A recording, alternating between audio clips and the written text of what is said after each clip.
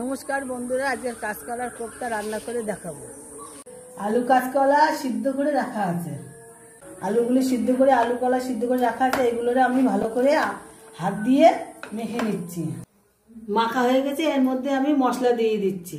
জিরের গুঁড়ো, লঙ্কার গুঁড়ো, পরিমাণ মতো লবণ, মশলার গুঁড়ো,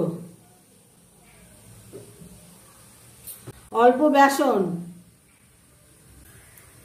এগুলো দেওয়া হয়ে গেছে। এবার এটাকে আমি ভালো করে মেখে চপের মতন বানাবো। এগুলো মাখা হয়ে গেছে, এবার আমি কোপ্তার আকারে করে নেব।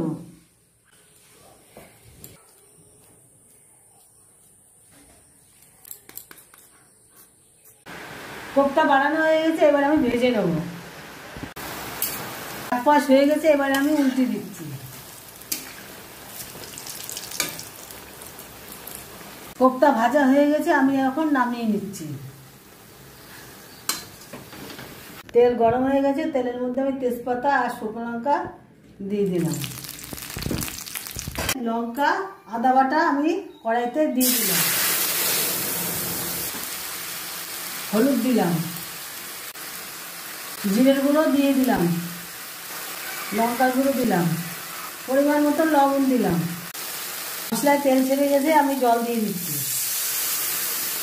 ঝোল ফুটে গেছে, কোপ্তাগুলো দিয়ে দিচ্ছি। নামানোর আগে গরম মশলা, ঘি দিয়ে দিলাম। কাঁচকলার কোপ্তা হয়ে গেছে রান্না। আপনাদের যদি ভালো লেগে থাকে চ্যানেলটির পাশে থাকবেন।